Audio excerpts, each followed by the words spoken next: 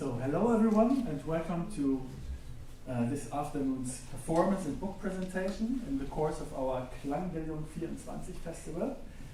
Thanks a lot for coming and for your interest. My name is Mathias Maschat here at Exploratorium. I'm responsible for all theoretical issues around improvisation. It's already been since a while that the saxophonist and researcher Simon Rose has told me about his current book project, Relational Improvisation. It was here actually at Exploratorium. And from this moment on, I was really fascinated of the general idea of the research project. And so there was the idea to present it here at Exploratorium. When I thought about the program of the festival, my intuition led me to the assumption that this would be the perfect opportunity to present Simon's book for the book launch. And I'm really happy that here we are now together today. The book carries the title Relational Improvisation, Music, Dance, and Contemporary Art, and it explores, citation, the creative exchanges that occur between artistic disciplines through the practice of improvisation in performance. Exploratorium certainly has a certain focus on music, but at the same time, from the very beginning, interdisciplinarity and encounters between the arts have been absolutely vital to Exploratorium's profile and a crucial part of its artistic aims. So, on top of discussing Simon's book on interdisciplinarity, I imagine that we are at the same time somehow also connecting to Exploratorium's overall endeavors. What is special about the book is that Simon wrote 10 of the 12 chapters together with musicians, dancers, and visual artists from different backgrounds who all actively collaborate with him. Among the co-authors are dancer Ingo Reulecke and visual artist Julie Myers, and Simon has chosen the two of them to join him today for the book presentation and discussion, as well as for a performance preceding the talk. And this is what we are going to start with now. Please welcome Simon Rose, Julie Myers, and Ingo Reulecke.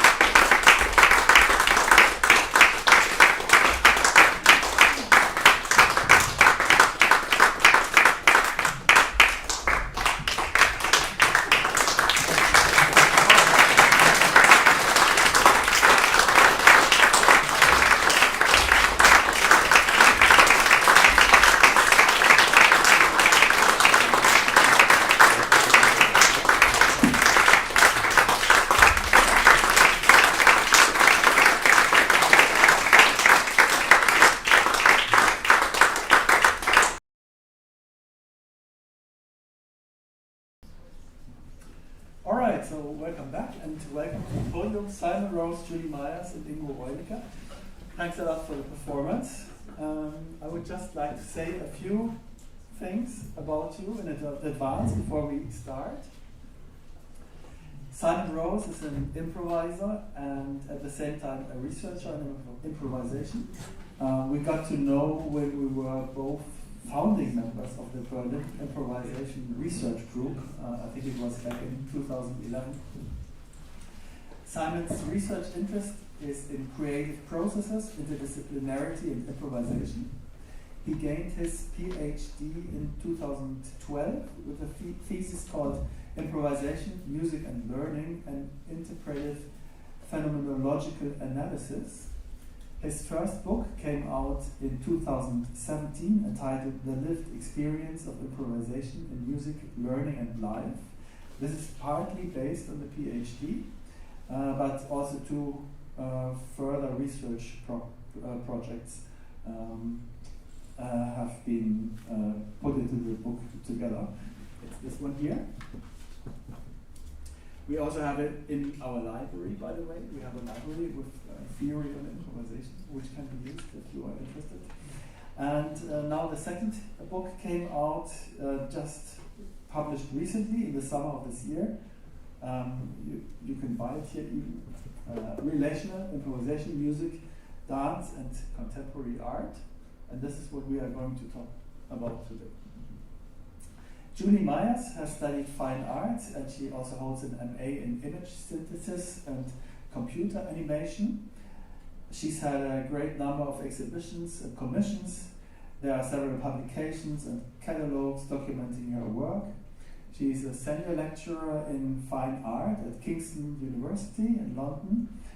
She has also been teaching at Stanford University for some time. Her practice includes film, sound, photography, installation, and digital technology. And in the book, she has co-written the chapter Contemporary Art and Improvisation.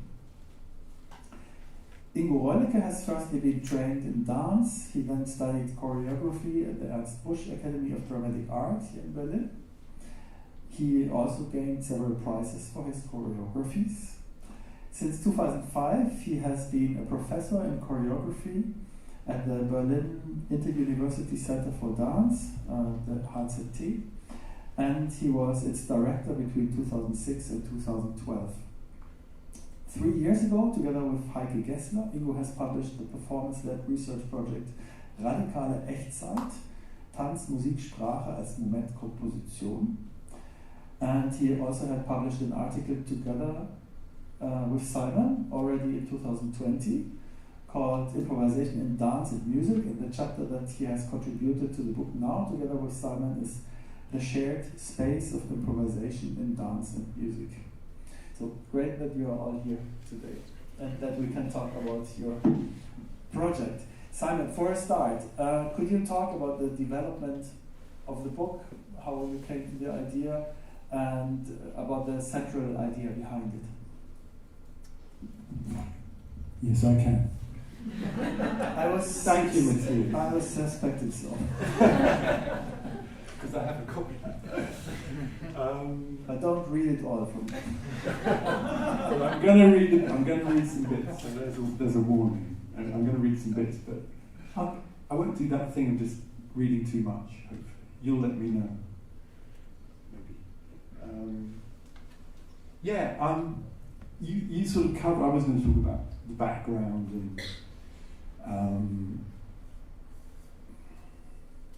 Actually, my earliest experience of researching was when I was teaching in London. I was teaching difficult teenagers who'd been thrown out of school for some reason. And I did that for 8 years. I taught them drama and music. And I've always played music. I used to play guitar, but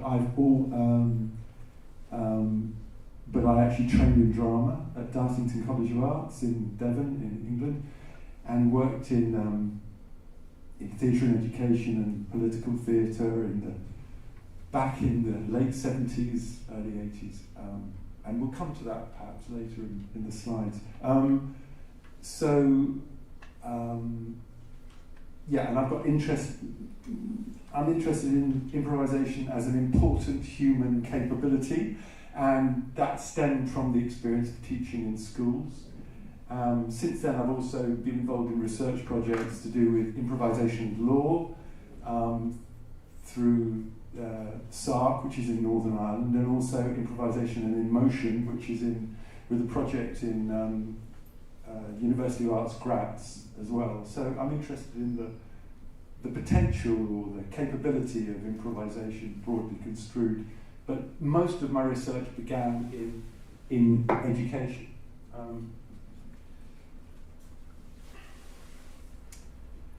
The book builds upon improvisation research in improvisation, music and learning, and interpretive phenomenological analysis. That's the PhD thesis. Many of the musician interviewees, highly experienced, well-known improvisers, unexpectedly described how the development of their practice in improvisation had occurred in conjunction with other arts. This crossover was clearly a rich source in the development of personal practice and thinking. It also indicated the potential of improvisation as a means of connection between domains.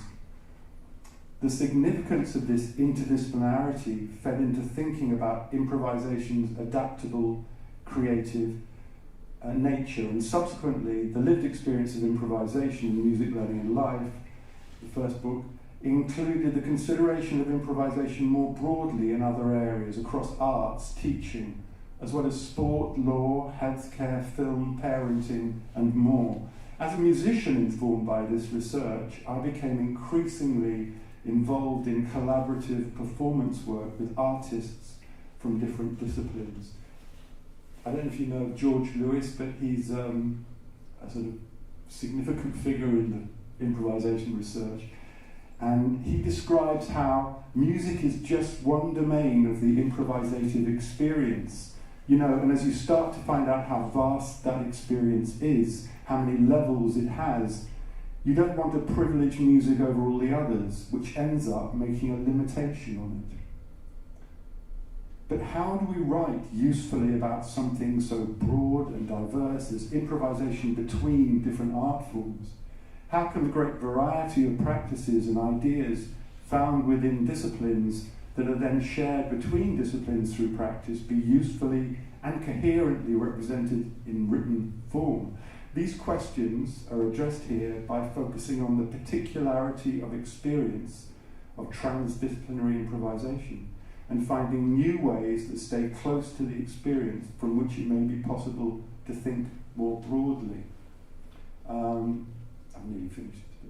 During the COVID-19 pandemic and its restrictions, the book began to take shape, emerging from the ground up through a number of existing collaborations. And as the restrictions on performance activity fluctuated, there was the opportunity to exchange in different ways and reflect. For artistic research, the representation of research and artistic practice is an ongoing question. For example, how do we do justice and value to the experience of dance or music or artwork on its own terms without reducing via research and its representation? Why not more simply allow audiences to experience the dance, music or art? In other words, what can research bring to the table that any artistic practice cannot? These questions have many sides and need to be ongoing. Although this relational aspect of improvisation is widespread, the working across and between is little acknowledged.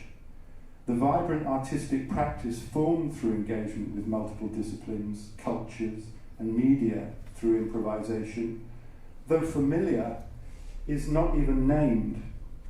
Understandings of improvisation's potential for transdisciplinarity across arts are little shared. The design here recognises tensions between standardised epistemologies and institutional concerns, and the nature of diverse developing artistic practices in real-world settings that carry their own forms of knowledge. Relational improvisation embraces improvisation's multiplicity by offering a view of transdisciplinarity through a collaborative, in-depth exploring of the processes involved.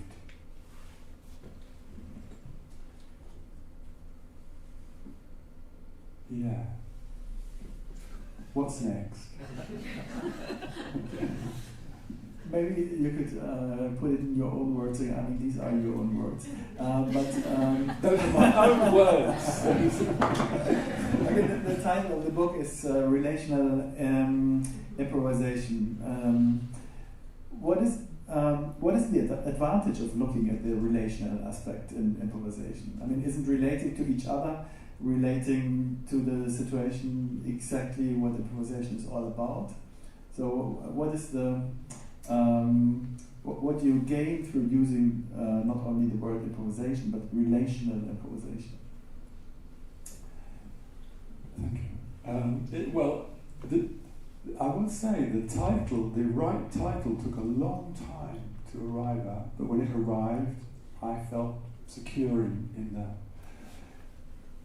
The relationality speaks in multiple directions. Firstly, while we go to school and we have we're taught in different subjects and different subjects areas, as though they are distinct things.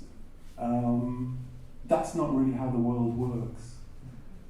And the world works through relationality. The world works through connections between things. I quote Gregory Bateson. I use Gregory Bateson quite a lot, who's a neo-cybernetician in the book. And you know, his one sentence that came across that struck me greatly was, humans' greatest error is the separation between the way we think and what happens or what occurs in nature. And I think that this separation, this fragmentation, is a kind of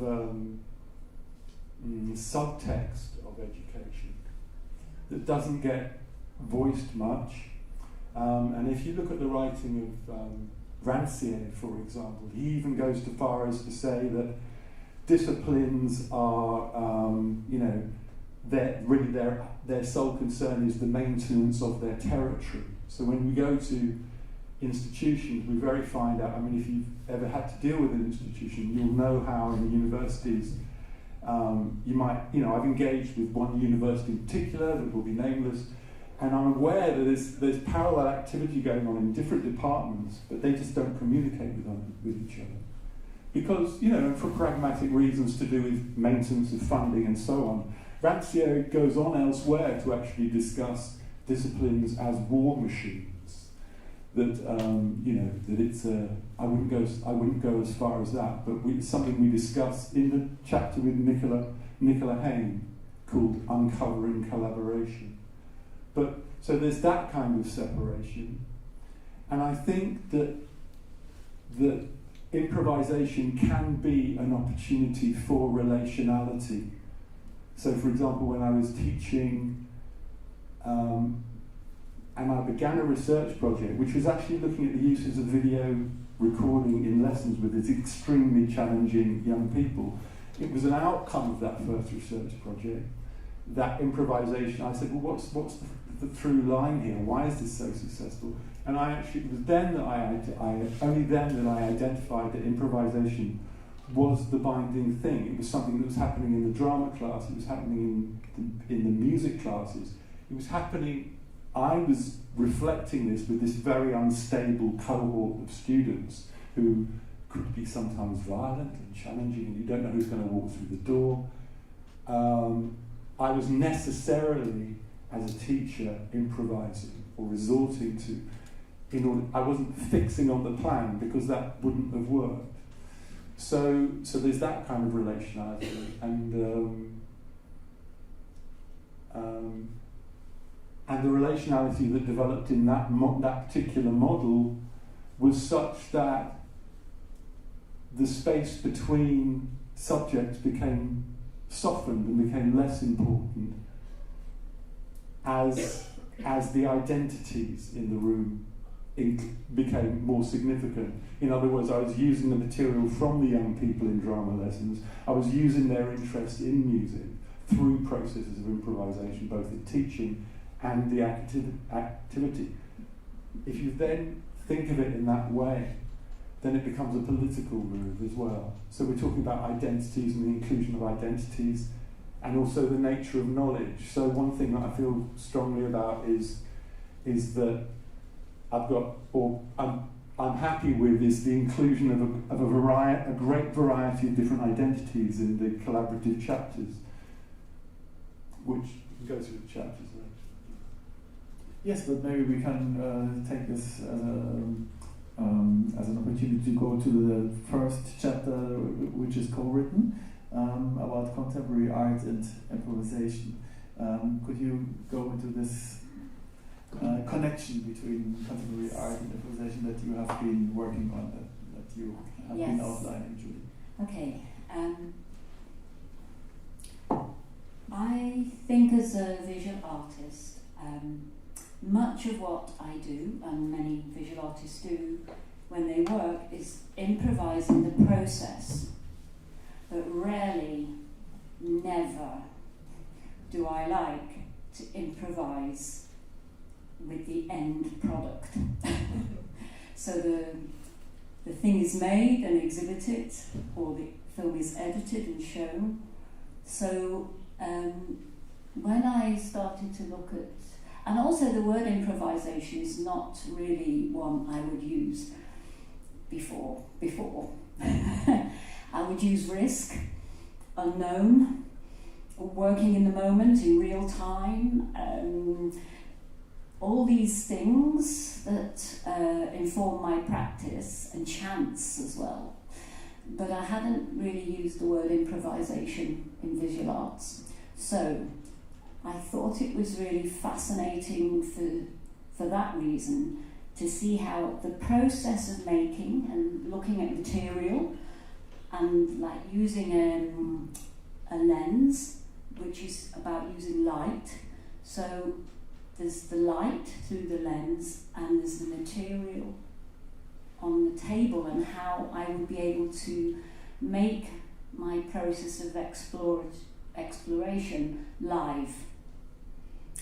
By doing so, I've worked maybe only a few times in this sort of context, but when I do, or when one does, something extraordinary happens. Something happens that doesn't happen in a studio on your own.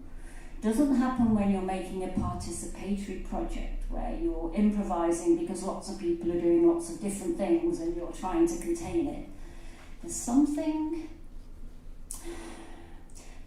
very human and trust about working with other people in this process, and something that I have never experienced in my own skill base before. So for me, it introduces the idea of trust and shared responsibility, and surprises that can happen. So I think it's definitely the working in the live element is new to me, but something that I would like to explore more. So it's actually opened up a vast, another vast area to explore. Does that answer the question a bit? I would say so, yes. Okay, good. You have already said that the connections are not only in art. For you have a broader spectrum. So, for example, the social sphere, the environment. So Julie, for you, this is also really crucial to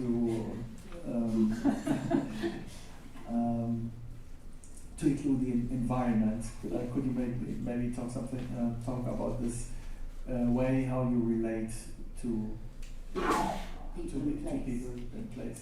Okay, so in a sense, my experience of working the moment or improvising in the past came through working with social engagement.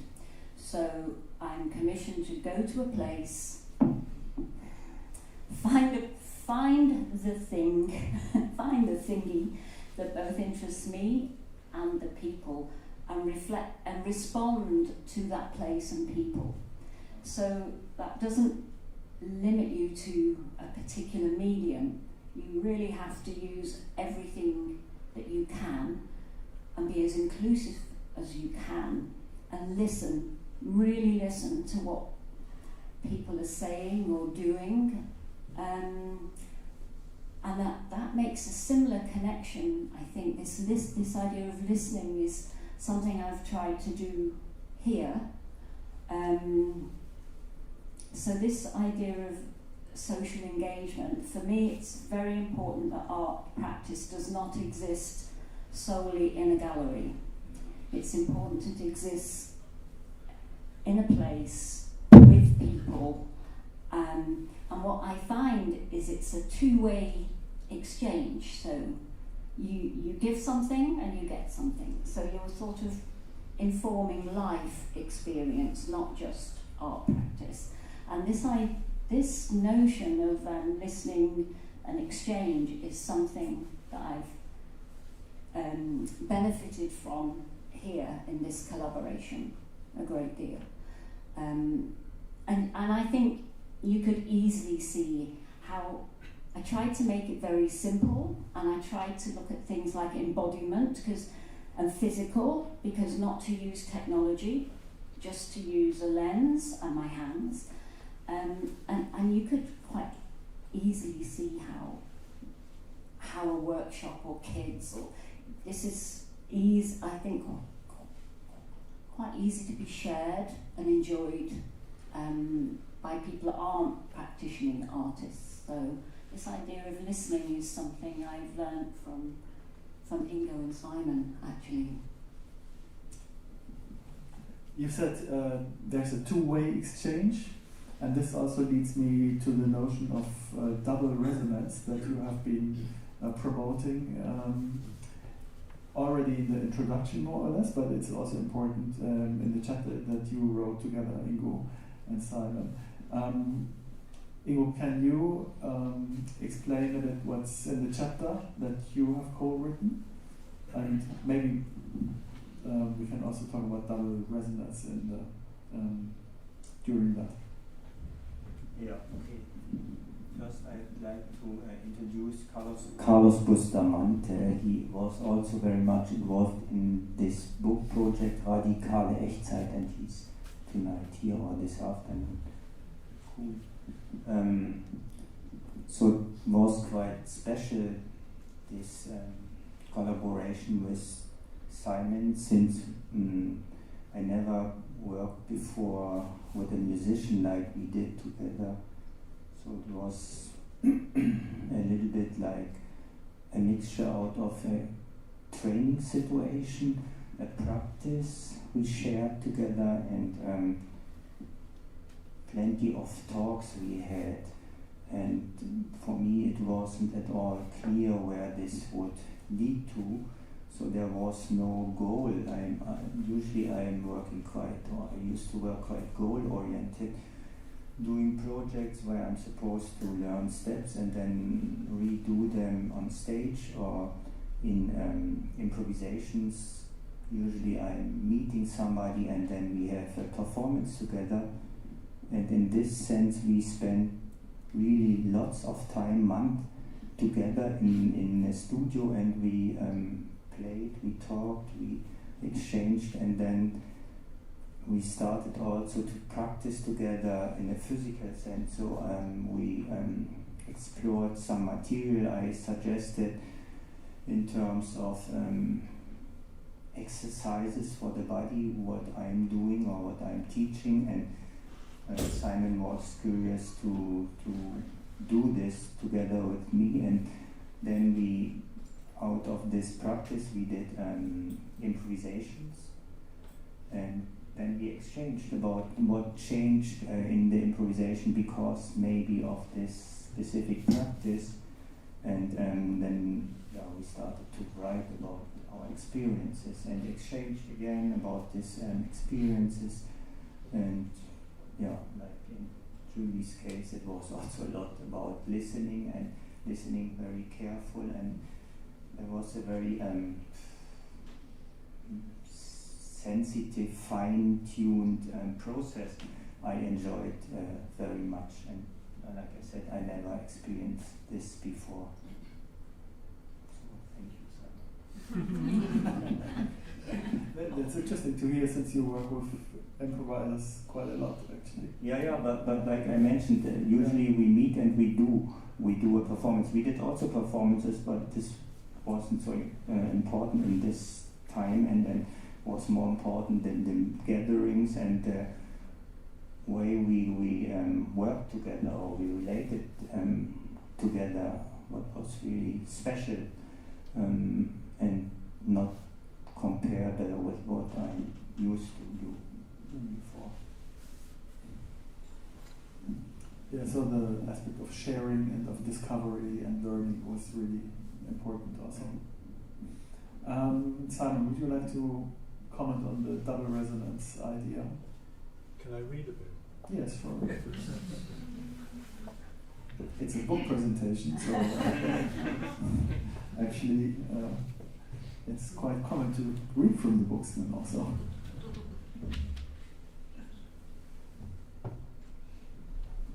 And I would say that the chapter with Ingo was the first chapter that I wrote collaboratively with, and following after that I wrote one with another dancer called Andrew Voss, who's from the States, and at that point I thought, well, there's something going on here, because this kind of engaging with this other body of knowledge is extremely rich, and in fact there are now 3 chapters with dancers, the other being Barbara Berti, Italian dancer choreographer. And so this takes us directly to the theme of interdisciplinarity, and which goes back to your idea about relationality. So I'm sort of foregrounding relationality as a source of accessing knowledge. So both Ingo and Julie have got considerable knowledge of their area. They've both been working for decades at a very high level, and so through previous research, I'm also interested in, I can structure research within the practice, and I think ultimately it's about that. So it's sort of gaining knowledge of other areas and the way others think. I'll read a little about double resonance. Chapters in the book reflect and form what I call double resonance. The double resonance is generated as we participate in and reflect upon the same shared phenomenon from different perspectives. Gregory Bateson, who I mentioned previously, refers to the double description and synonymous languages. He says, in many cases, an increment of insight is provided by a second language or of description without the addition of any extra so-called objective information. And he goes on, language often only stresses one side of any interaction. In describing, for example, the shared space of improvisation in music and dance with Ingo, we are each contributing a perspective upon the same phenomenon, and meanings become developed together through the combining or meeting of perspectives. Bateson develops a binominal theory. Evolution has developed through the significance of 2. Binocular vision gives us a perspective and depth that we can never be achieved with a single eye. And he expands this idea across mind and nature. Bateson goes on to explain that, put simply, 2 descriptions are better than 1. And it is this difference that makes others, that offers information from which we find meanings. Quote, 2 sources of information, often contrasting modes of language, are enormously better than 1. In relational improvisation, there is a double resonance between participants in the practice through intersubjective improvisation in collaboration. Secondly, A double resonance is created through interdisciplinarity between artistic practices, disciplines, and in analysis. And thirdly, the collaborative chapters form a double resonance as they are developed with one other. In each aspect, this double resonance has reflected particular human qualities of creativity, discovery, empathy, openness, intersubjectivity, and generosity. These are significant features of improvisation in music and other arts, and familiar to experienced improvising artists. They are also qualities that underlie the relational performance, the methodology for research, and the writing. The research is nested within practice. We've taken an open approach to writing and been guided by that which emerged through our work together. The processes involved in performance practice and the development of the writing have frequently reflected one another, resonating in unforeseen ways. As in improvisation in music, dance, and art, oftentimes I've been surprised by what has emerged, and we've shared knowledge through collaboration. The possibility and desire for collaborating each chapter was only made possible by the shared experience of our artistic collaboration. Drawing from the experience, knowledge, and skill of those involved, chapters developed from the ground up, following their own character and approach, and have involved lengthy processes of exchange. Some of these include analysis and philosophy, others remain close to the shared practice. For all chapters, the starting point has been our artistic collaboration, from which themes have developed. Shared accounts of artistic practice and personal histories have formed foundations from which understandings of improvisation, collaboration, and interdisciplinarity have become explored.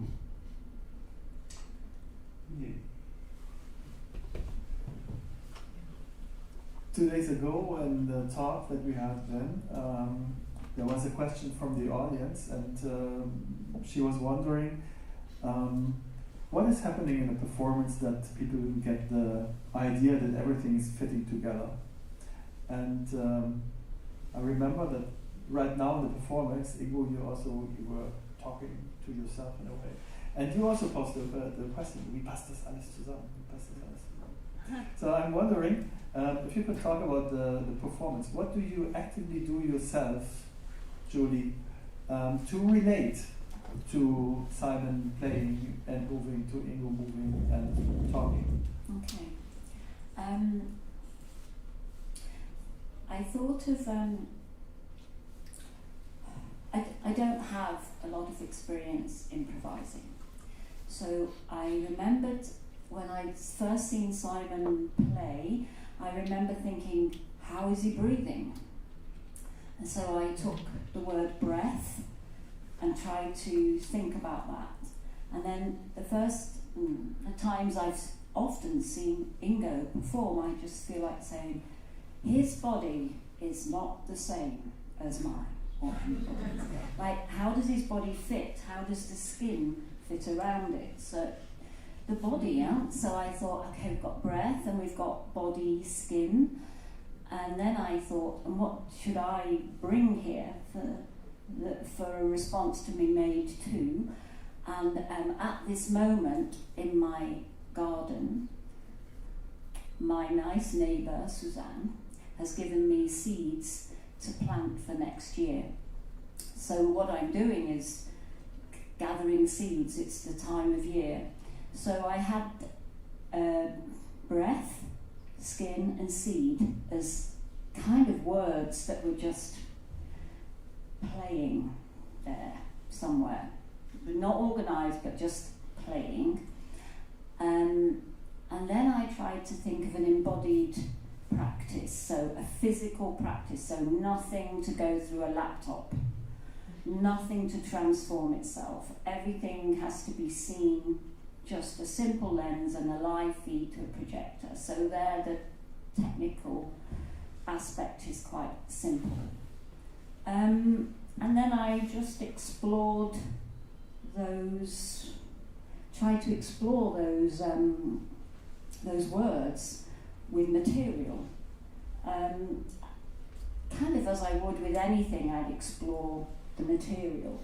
And that's that's how I came to it, and something about breath and skin and seed sort of seemed to tie it together, and I am not sure how. All I know is it kind of felt something, so not echoing or not trying too hard, but just to keep exploring the material within this space. And I think that's how I came to ending up with a milk, a packet, some milk in a jar, and that is another thing. So that the materials have to be simple, you know, soil, milk, seeds, paper. So to keep it quite domestic and very simple. And my hand. Ingo, the same question is for you. How is your experience, how you relate to what's going on, to the situation, to the experience? Since I got this information, what Julie was describing right now, I had already a huge grounding. It reminded me on the elements actually. I mean, only 3 elements. And so I could relate very well to this idea, and it was so lively what I then saw in the way how Julie interacted with this material on her table, and plus on the screen I could get this quite good, and even the soundscapes I could sometimes get what she did with this material. So this was very easy to relate to and to exchange with this input. And I mean, Julie is a body on stage or in a space in a studio, and it's every movement counts. I mean, also what you are doing is counting in the audience, but I need to stay a little bit more in this space, otherwise I'm getting a little bit crazy, since I'm over reactive in a way, and I get everything more or less what is happening in terms of movements, and breathing is a movement, and that is very much, it's very strong. So I'm getting immediately the breath of Simon, and this is then on top of what I'm getting through Julie's activities, another approach. And so actually my instant composition is happening between these poles or something, and then it's my own quality and stuff, breathing and how I'm embodying this breath, riding on the breath wave. So it's quite an interesting, challenging and fascinating ride, in time and space. And yes. Stop. Simon, what's your experience with this? How do you relate? We can further take the performance as an example. Yeah. So.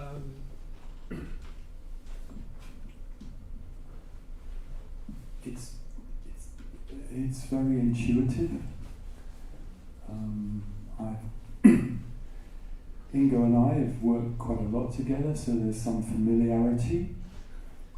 Julia and I have worked together, but in rather different settings, in Poland and in England, and also in Berlin before, but not quite with this setup. And I found that there's a lot of information that comes from Julie's setup in particular.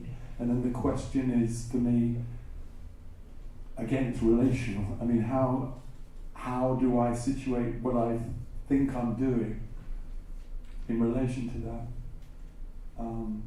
But I think, because it's massive and it's striking and it's detailed, and it's all of these things, and it's atmospheric. But I think it comes down to the rubric of listening. I mean, it might sound strange because this is clearly a visual medium, but I think it's like having a sense of what that is and how and a feeling about how I situate myself in relation to it, much the same as when Ingo and I are working together. And I think that thing of listening is that for me. I feel like when it's just music as well. I feel like when I'm really in touch with the listening. I mean, there are different kinds of music, there's different ways of listening, but I think when I really think about listening quality and check in with that in a way, then that's a very good guide. But I also feel that quality of listening is a good guide. It's obviously relational, but it's also a very good guide in life. If I dare say that, when we're really listening to each other, it's not a bad idea. It's when we're really sort of trying to listen to each other. And for example, the project that I was involved with in Northern Ireland, which was to do with law and child protection, and I won't go into details, but Pauline Oliveros was involved, who's well known for her deep listening, and it was this curious mixture of lawyers and barristers and solicitors who were engaged, and social workers engaged in child protection, and improvising musicians. And what was striking, one of the judges actually said the decisions they have to make about child protection, sometimes removing children in the court, are so at the cutting edge. And she actually said something like, the importance of being heard, the importance of when a parent, she has to ensure that the parent has heard what's going on in the case of perhaps there's harm with the child, and that when a parent has really understood, has really, in other words, listened, or the listening has been facilitated, then they are able to accept something extremely difficult. So these kind of little interdisciplinary sort of stories can give information back to improvisation in music or improvisation with visual art and dance. So I think there's something, again, it's the relational thing. It's not about music's over here, dance is over there, the law's over there. There are surprising connections, and of course those connections are human. We still have a few minutes, not so many anymore. So if you have questions, short questions maybe, or short comments to the performance. Could I just take people through the chapters, because I feel we can do this too. Or do this later. We can do a quick ride. So actually we still have 10 minutes. I think the next slide. We can go through the slides, because you can just comment on the chapters. And I think the contents page is next. So there you can see there's. Maybe we'd rather go for the photos. Sorry? The photos. Yeah, sure. Yeah? Yeah. Who's that? That's Julie and I in Gdansk, in an ethnographic museum in Gdansk. Julie's got the similar set. This is the first time she used that setup. Yeah. You can see who that is. Adam Pulse Melby, there's a chapter in here called, what is it called? It's called The Levels of Improvisation and Neo-Cybernetic Relations. Adam's just finished he finished a PhD last year, and he's deeply involved in looking at feedback processes and which unfortunately I don't think we're going to have time to talk about today, but he's developed a feedback instrument that when you play it, it gives you information that you might not be expecting. So is one thing, but so much to say on this. This is a project, this is the cover of the book. You can't see Barbara Bertie's face. Barbara is an extraordinary dancer and choreographer who also works with dogs, and I think she and I worked together on writing on various projects, and this project was called The Zone of Acceptance, with Paolo Rossini and Claudia Tomasi, and 4 chihuahuas and 100 plants. And we were really sort of going deeply into this Bateson kind of connection about, he also uses a phrase called the greater pattern that connects. So we were connecting patterns, as you can see. That's Barbara and Claudia again in UFA Studios in Berlin. This is Andrew was in an unusual position. Andrew was the first person I collaborated with across arts, and we both look a bit younger there.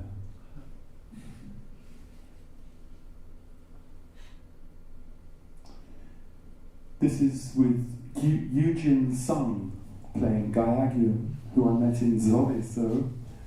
And interesting, we couldn't share much by way of a spoken language, but we got together, and when we played, and as I say in the chapter, when we got to play together, the musical connection was unequivocal. And I was very happy to include Eugene, a chapter with Eugene in this book, in which she describes her experience of growing up in South Korea and developing on the Gaiagium and art. She's increasingly involved in improvisation as well as interdisciplinarity, but she often comes over here to play. When she comes here, it's usually to play with the art ensemble. Not art ensemble, that's wrong, isn't it? The Asian art ensemble. Yes, the other one, yeah. Yeah. This is Paul Stapleton, who's in Sonic Arts Research Centre, and he and I collaborated together for about 14 years. He's in Belfast, he's from California, he's there, he builds instruments. And the chapter with Paul is called Sympoesis, which means making together. Sympoesis, how I work, how you work, how we work. So, yeah.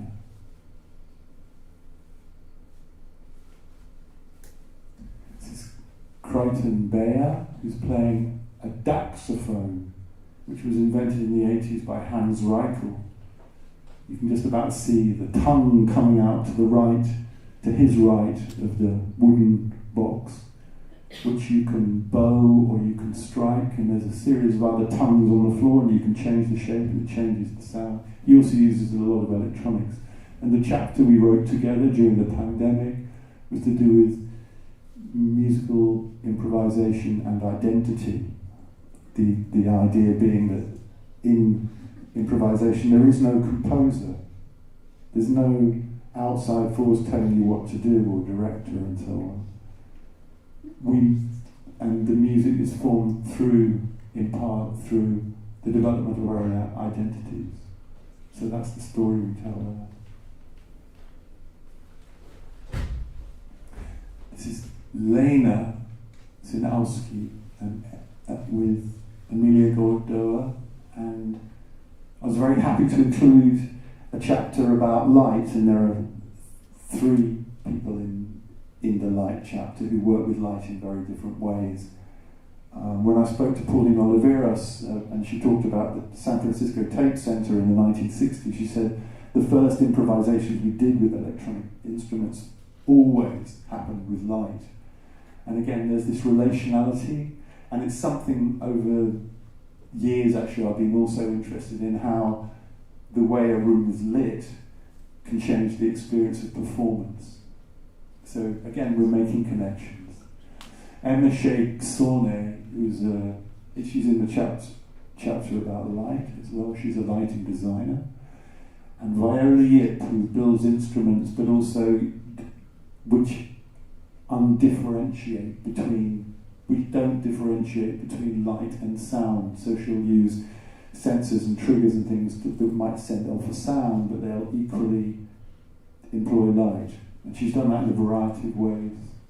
Most recently with a dress, which is extraordinary. Yeah. And Nicola Hain, in the chapter Uncovering Improvisation, I've worked in collaboration with Nicola as a duo, but also in quite a large number of interdisciplinary projects that Ingo was also involved in the first one. And one of the things about that chapter is that we discovered that the interdisciplinarity nature of improvisation, or those interdisciplinary projects, can throw a particularly sharp light on the nature of collaboration. Collaboration is a word we're all familiar with, but how often do we actually stop and think about what that means and what qualities are involved in it? All right, thank you very much, Simon, for this quick ride through the book. As I said, you can buy it from Simon directly. It's really worth the read. And sorry that the pictures are so low. I hope it's okay to see, but we have to do it for the performers. So coming back to include the audience, are there questions or comments that you would like to pose?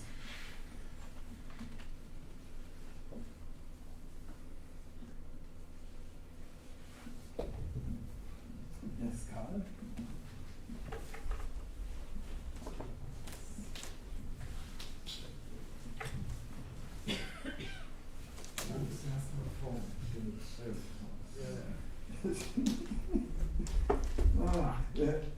Simon, you said that two descriptions are not enough. I'm afraid of these explosions.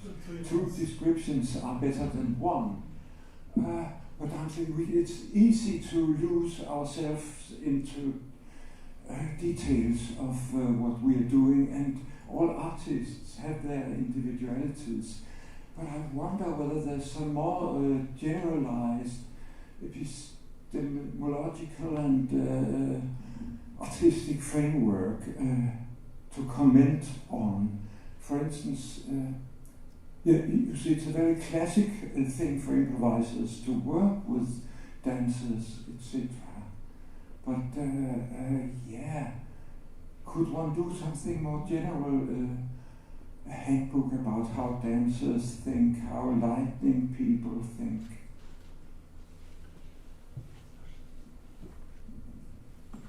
Yeah, thank you. I think there hasn't been time to go into the chapters, and each chapter tells a different story, and I'm thinking that this book does what you've described.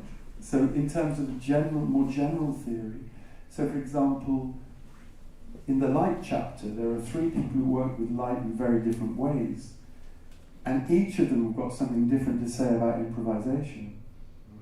Similarly, there are 3 chapters with different dancers, and each is approaching improvisation from a different perspective. I'm a bit wary of the notion of handbooks. This is how you do it, kind of thing. Certainly as a saxophonist, as an autodidact, a self-taught saxophonist, musician, I haven't had any formal music training. And I did spend a long time in Bill Lewington's big, fantastic saxophone shop in London, looking at books and buying books and going through them.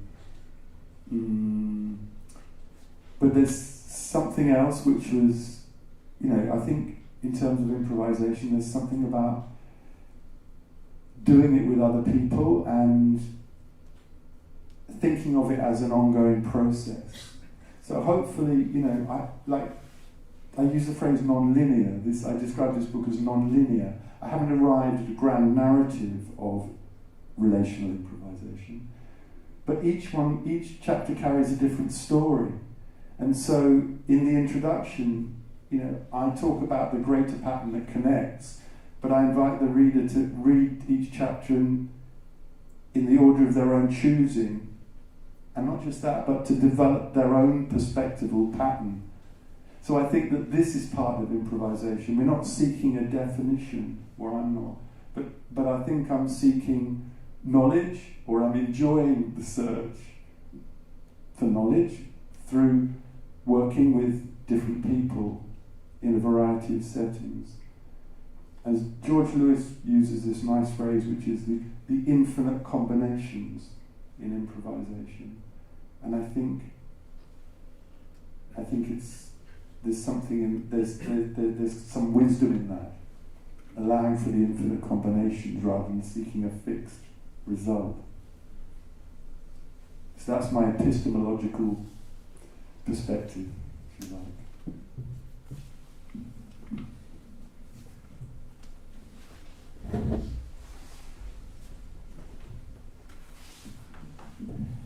I like the title of the book very much, and I think relations are really an important element of improvisation. And I think one important relation to improvisation or in communities in general are the expectations of the audience or the members of the audience. And for this improvisation of you three today, so I always have a specific expectation to the different levels of improvisation, and after watching everything, I knew, okay, there was a clear setup, especially from the it was quite conceptual, the elements that were used in the images, and it became clear that Simon and Ingo have worked a lot together, and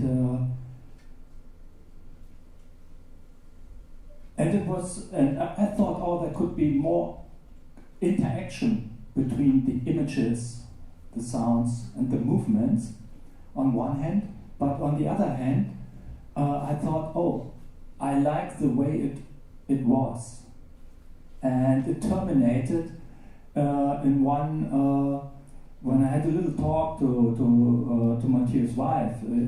She said something like, "Oh yeah, it's like autumn in Berlin. So you have the ground, you have the seat, and you have very simple elements, and this was one clear image which I not expected from my personal experiences with improvisation, and I think this is something very important, that each member in the audience can find his own way of interpretation of the improvisation.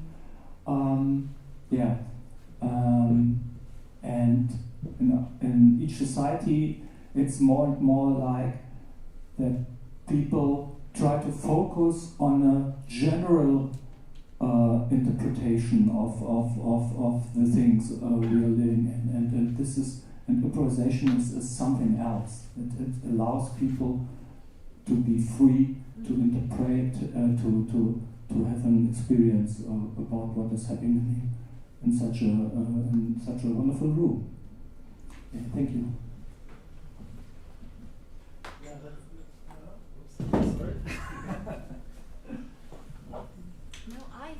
That's a really good point, the subjective interpretation also. Julie? Yeah, I'm very pleased that you said that, because there's always a fear of creating a narrative that's closed, because especially when you've got a large projection, and what I really like is that it didn't become theatre, We are three individuals, and sometimes it goes and sometimes it doesn't. And my best experience of anything improvised is when they leave it up to me to make my own way with this. Thank you. You know. So sometimes I've been in an improvised event, and I've absolutely shut my eyes or watched and thought, oh my God, I've just solved everything that was bobbling around in my head. And the next time I go and I think, oh, dreadful, I'll have to go home.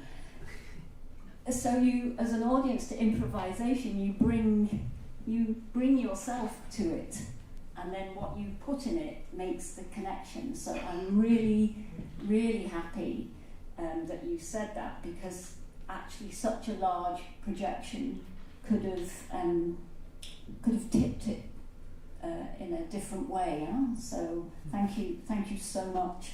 That was great. Yeah, I was also thinking of the classic example of John Cage and Merce Cunningham. Yeah. So one was composing a piece, one was choreographing a piece, and they just put it together without talking about the relation. Yeah, he was also included. Yeah, good that you remember into this. And here's a question: how does the relation exist?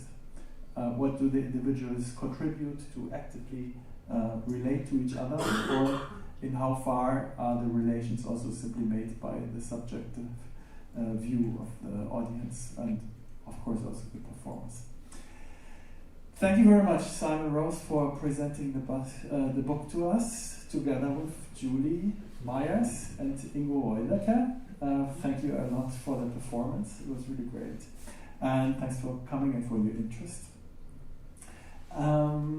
When you leave the room, please go out to the yard. So the entrance area is closed right now because we are preparing the food for tonight there. So either you go up to the open stage in the second floor, or if you leave, it's the way to the yard. Simon. Yeah, I just want to say we met here a couple of days ago, and we came here and I was standing outside, and I was looking at the front of the exploratorium, which I've known for some time, and I thought to myself, this is extraordinary, this place. There isn't anywhere else in the world in which improvisation is kind of has a home in such a dedicated manner. And obviously it's the 20th birthday of the Exploratorium, and so I sincerely want to thank Matthias Schwab and the team, and Matthias here for having us today. Thank you very much. Thank you too.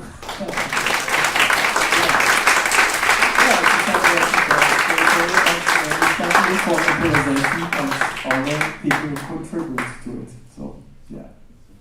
All right. Maybe see you later. If you're interested in a book, go to the piano. Yeah. And Simon. Yeah.